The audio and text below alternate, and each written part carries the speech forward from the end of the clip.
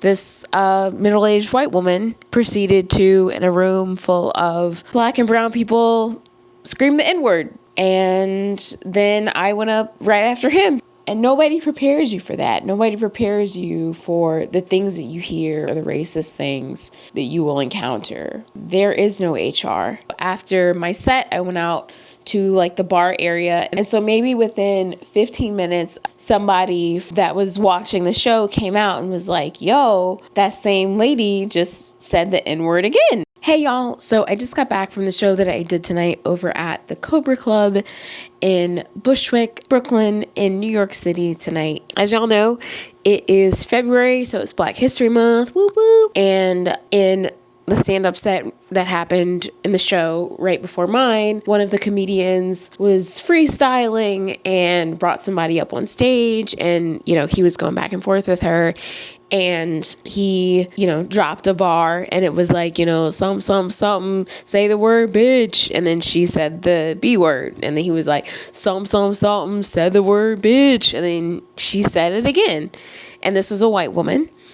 And then he said, you know, something, say the word nigga. And then this middle-aged white woman proceeded to, in a room full of black and brown people, scream the N-word. And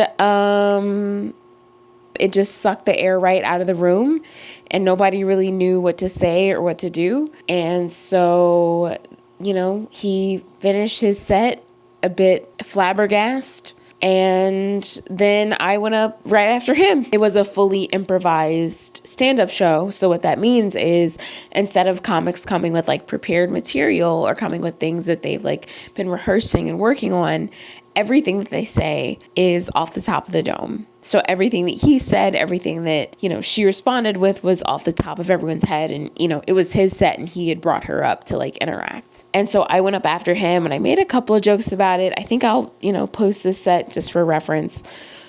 But I felt really uncomfortable, you know, and like, especially during Black History Month. And, you know, as one of the few black women on the lineup, you know, it just felt really, really weird.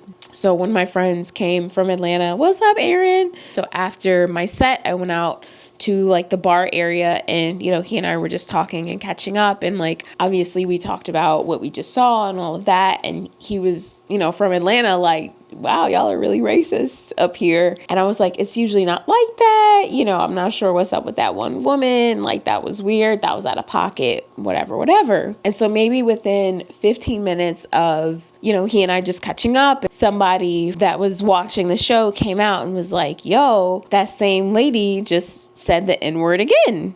And we were just like, wait, what? Something like, oh, the only more oppressed group than, you know, black people in America is white women, so we should be able to say the N-word. And then she said it.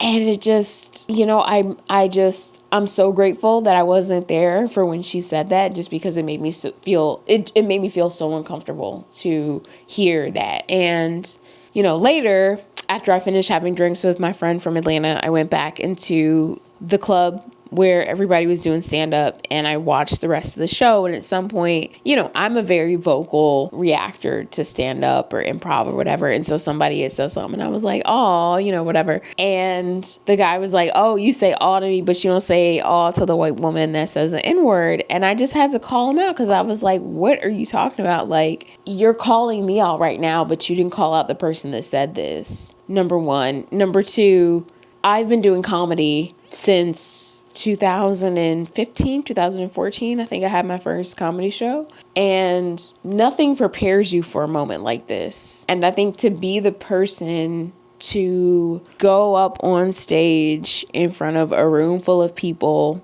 that you don't know as a very black woman during Black History Month and have to just roll through it is hard. And nobody prepares you for that. Nobody prepares you for the things that you hear or the off-color moments or the racist things that you will encounter. And in the world of stand-up comedy, even in the world of improv and sketch, there is no HR. There is no department that you go to report an incident or to communicate when somebody has done something that is offensive.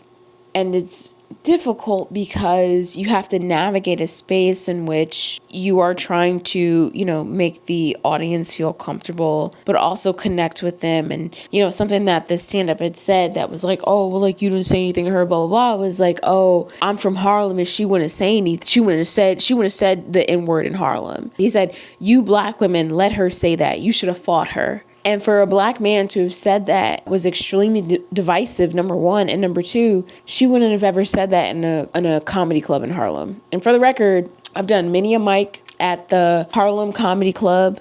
I've done many a mic at the Uptown Comedy Club in Atlanta. Like, I've done plenty of black mics to know what it is. And I love my people, and I can 1000% say that shit would not have slid if she was in that space, because she would have known that as soon as she left that club, somebody would have checked her at the door. But I think because we're in a space that was, just to be frank, less black, less brown, there were more white people. We were in Bushwick. She thought that was an acceptable behavior, which is in no way excusable. But I think it was compounded by the fact that people within our own community, i.e. a black man from Harlem, would, instead of uniting with his own group, say something like that. And it just really, it was hurtful. But I think the thing that I want to try and communicate to y'all is, like, as a creative, as a comedian, as an artist, as a writer, as a rapper, as a poet, whatever your art form is, you will encounter these things,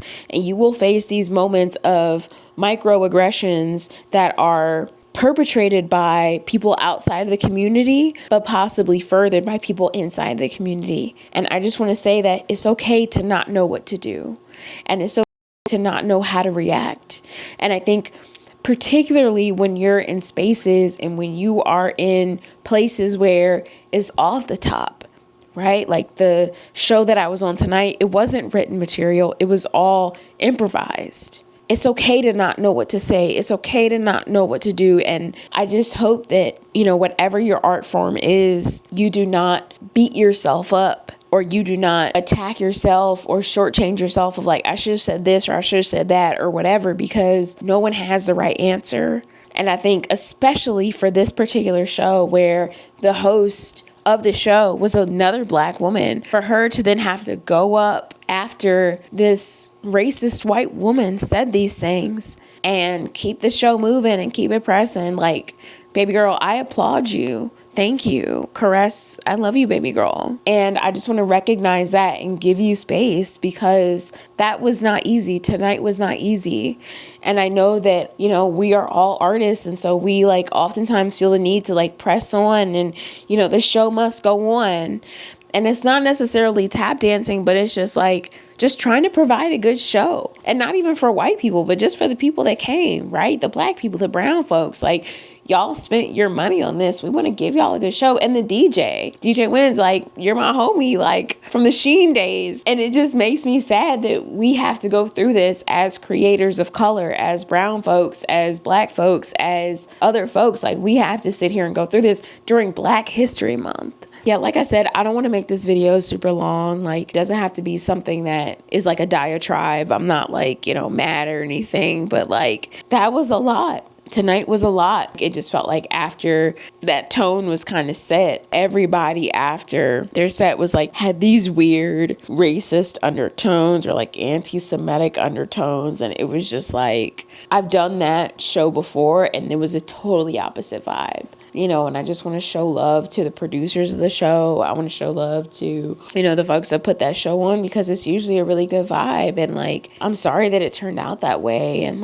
especially during Black History Month, gang, gang, we all deserve better. And I think I just want to show good vibes. And I just want to remind y'all that you are not responsible for somebody else's racism. And you are not responsible for someone else's lack of understanding. And you are not responsible because someone else doesn't get it, or because someone else thinks that a racist joke or racist ideology is funny. That's not your lookout, baby. Keep doing what you're doing. And if you don't know how to react, or you don't know what to say or what to do, that's okay, right? Me, after I did my set, I went on directly after that interaction happened with the guy that was freestyling and that white woman that said the N-word. I went on directly after her, and I didn't even like, I'm rarely shook up. Like, I've done improv for the past, 10 years of my life, like literally every night on the biggest stages in New York and Atlanta and Baltimore. So I know what to do when I don't know what to do in improv situations.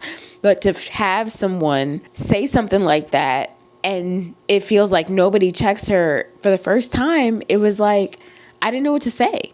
And like, I would halfway make a joke about it of like, oh, you don't want to sit with the racist woman over there or whatever. But like, it still just didn't feel like enough. And it just kind of leaves me feeling this like really gross, weird feeling that I've never felt before. And so I just want to share with y'all and share with my community, the people watching this, that you don't always have to have the answers, and you will not always have the answers, no matter how funny or how talented or how skilled you are. Sometimes you're just not going to know what to say or do. And I think in those moments, it's of particular importance that you just stay true to who you are. And you just stay true to whatever your message is or whatever you came to say, and just sing good vibes. That's all I have to say for tonight. That was wild. That was really wild to hear her say that. And then she left and then came back and then did it again.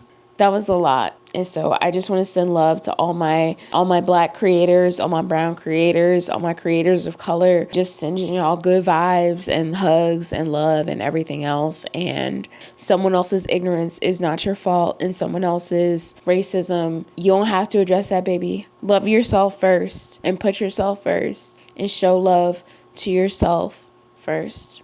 I love y'all. Bye.